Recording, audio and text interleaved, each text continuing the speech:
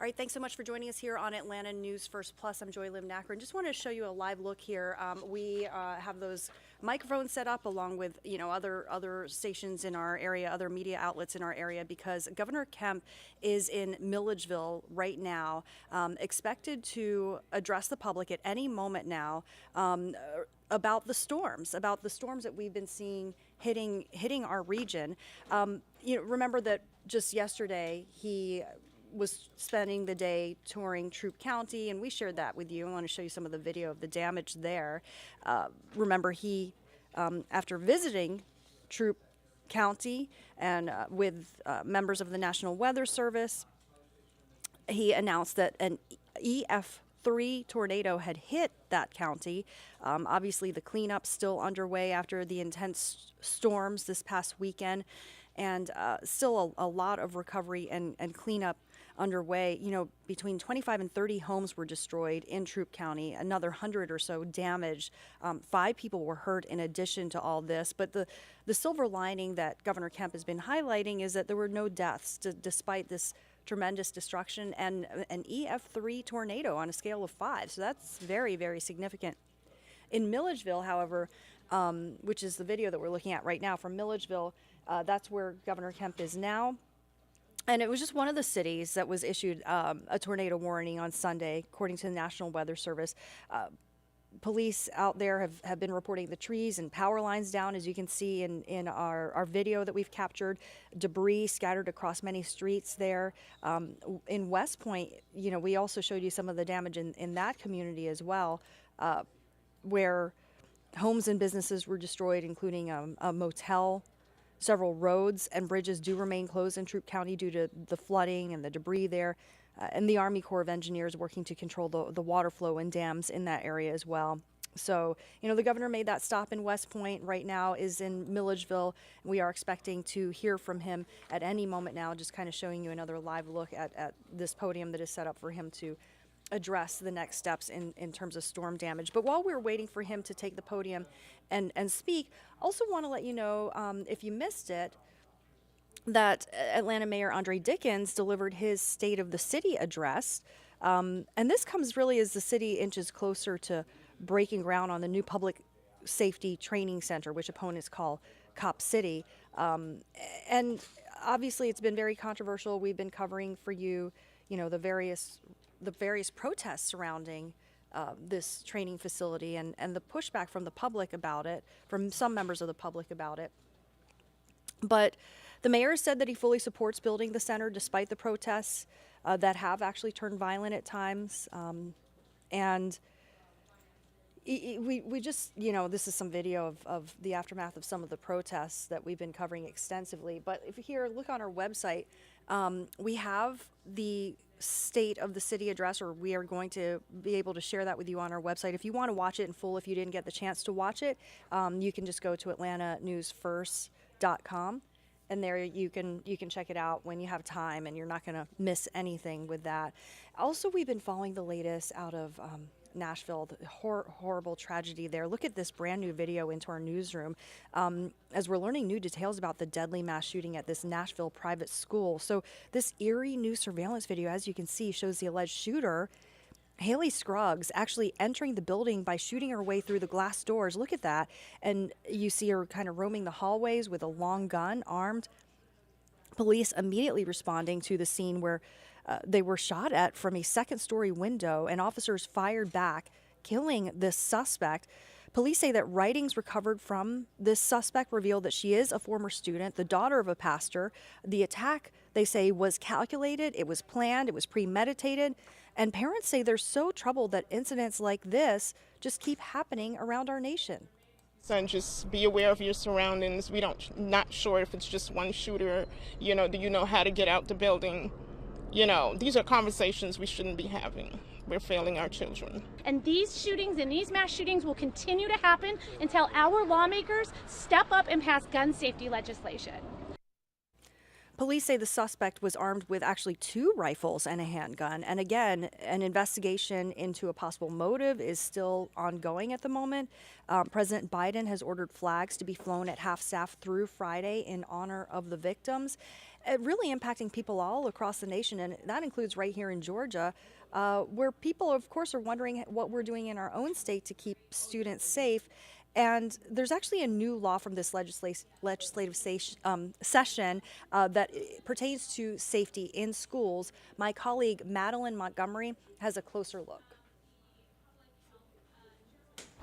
This legislative session, Georgia lawmakers passed a bill that requires all public school districts to hold an active shooter training drill once a year. And that's on top of all of the different things that Metro Atlanta school districts are doing to make sure that kids are safe. So over in DeKalb County, the school board approved the addition of mobile metal detectors in high schools and middle schools. And those filter students through certain areas instead of monitoring every entrance in a building. In Fulton County, they've spent hundreds of thousands of dollars on new technology to help with safety, buying things like video cameras, flock safety cameras, and panic buttons that employees wear as badges. And they've also hired more school resource officers.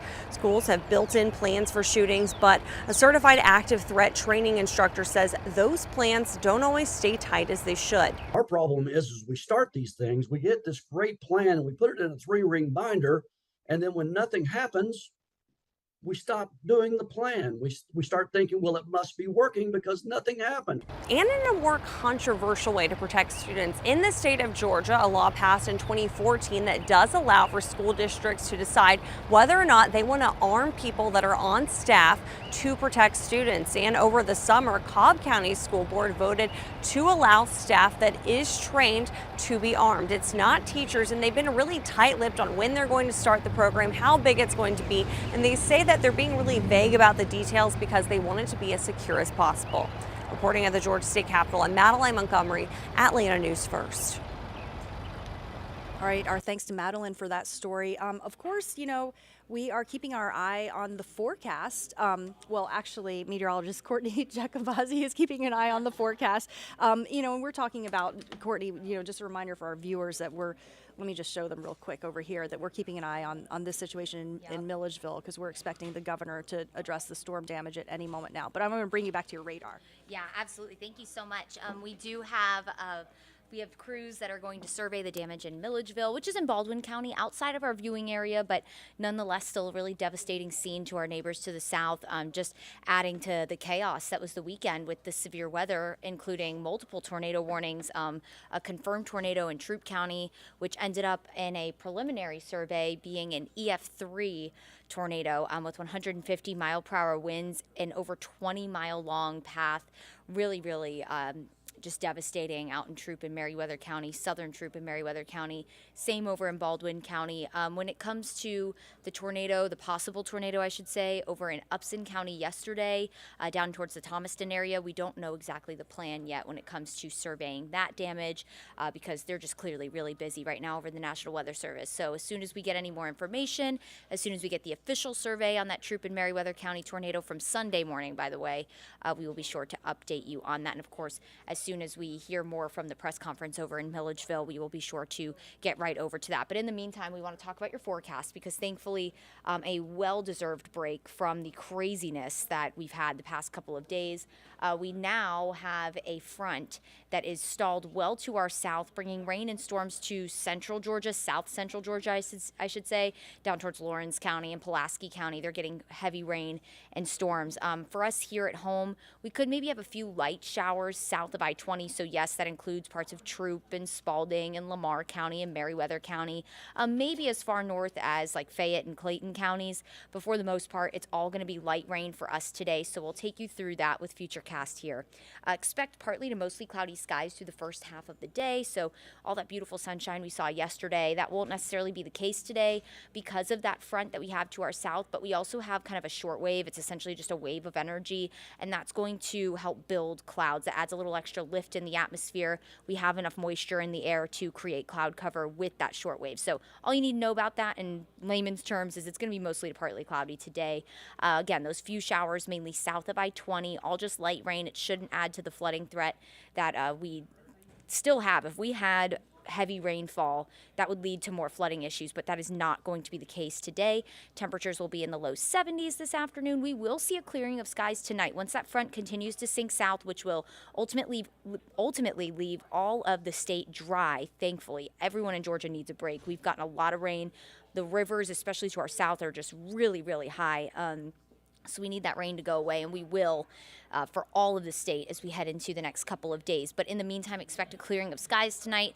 Temperatures will drop pretty quickly because we do have a cold front to our south, so that cold front naturally will have colder air behind it. And I'll show you the temperatures in just a second. But something tonight that you're going to want to look out for, 5 planets are going to align. You're going to see them in the sky tonight. So if you look up at the moon, you're going to want to look at the horizon where you see the sun start to set and look to the west. You'll see Mars, Uranus, Venus, Jupiter, and Mercury all in alignment, which isn't necessarily rare. This does happen every once in a while, so it's not like we haven't seen this in 50 to 100 years, but it's just really cool if you want to take the kids out to go see it. If you have a telescope, a really cool opportunity for you. And the good news is that we are going to see clear skies tonight, so you will be able to see all of those planets, and Venus will of course be one of the brightest. We see Venus all the time in the sky, but really, really nice. Chilly though, you'll need a jacket if you plan on viewing that. So that front is going to keep rain to our south, but as high pressure filters in, which is going to do a couple of things, usher in the cooler air, clear our skies. High pressure is sinking air, so that's going to help kind of squeeze out any of the moisture that we have in the atmosphere and leave us clear through the overnight and ultimately sunny tomorrow. But as high pressure battles a cold front, that's going to leave us breezy, so you will notice the winds start to pick up tonight. High pressure battling an area of lower pressure in the form of our cold front. Pressure differences create wind, so just expect a breezy night. Now here's a look at that colder air. Now this is brief. This cold air isn't going to stay settled in too long, but if you live up in the mountains, you could be in the mid-30s tomorrow morning, so a heavier coat. For Metro Atlanta, we'll be in the upper 30s to low 40s, so a cold morning tomorrow. Tomorrow afternoon will be a little warmer, but cool for late March standards.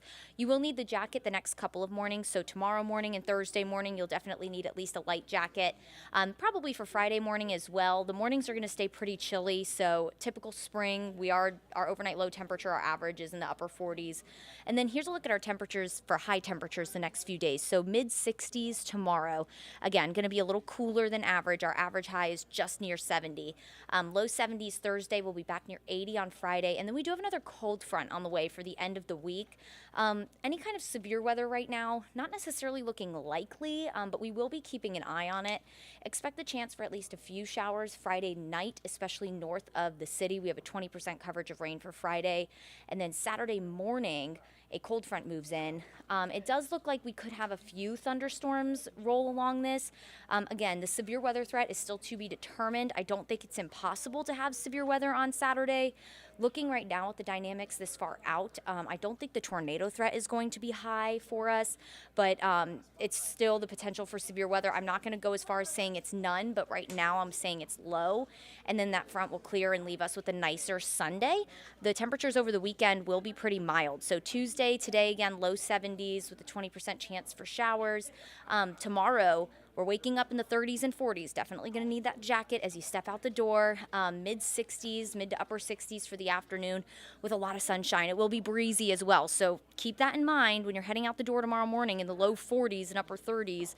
There's going to be a wind chill tomorrow morning. And then as we head into the end of the week, second half of the week, a cold morning on Thursday or chilly, and then low 70s Thursday, just a gorgeous afternoon. Thursday, you want to get outside. If you can have dinner outside, maybe start to get, it's grilling season as we head into spring, of course. Maybe that's a night that you guys grill outside with the family. It's just going to be stunning on Thursday.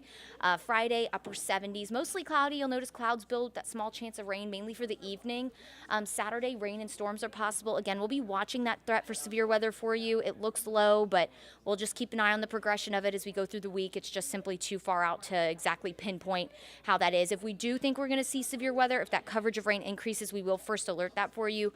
Right now, that rain is in the morning, so it shouldn't really impact much of your day on Saturday. If you wake up really early on Saturday to exercise or get chores done, it'll impact you. But for most of your day Saturday, you look good. Sunday will be partly cloudy with low 70s and a cool morning. And then Monday, we are back in the mid 70s, so no freezing temperatures on the way. We could maybe have some patchy frost up in the mountains tomorrow morning, but that's about it. Otherwise, really just a beautiful spring week ahead of us. I mean, 70s, guys, this is the best time of year.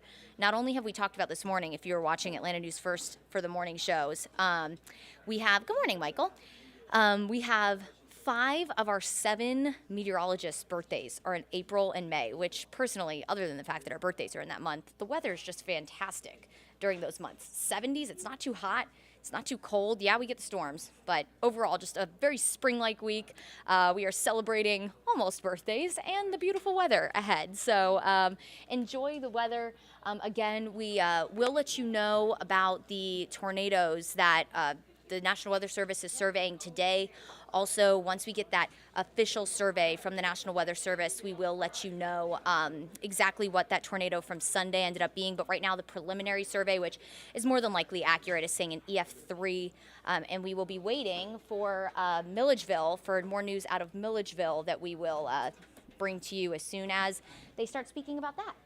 Yeah, thank you so much, Courtney, and for providing that context. I just want to let everyone know that, you know, as we're taking this live look here at the scene in Milledgeville where Governor Kemp is expected to speak, we've just learned some brand new information that actually his flight has been delayed, so this is going to be pushed back. But he is there in Milledgeville touring the damage, expected to speak about the storm damage there, and as Courtney shared with you, he did announce yesterday that it was an EF3 tornado, which hit Troup County. But we're going to get an update out of Milledgeville shortly, but it's a little bit tentative and questionable as to when that's going to happen now that we've learned that the governor's flight has been delayed. But we're going to stay on this, and you know, want to encourage you to just keep it right here on Atlanta News First, Atlanta News First Plus. Obviously, if you've not downloaded our app, I encourage you to do that, because we always keep you up to date with the latest information, forecasts, breaking news, all that stuff that you need to know, and whenever storms do impact you as well. But we'll make sure to get you the latest. Okay, have a great day.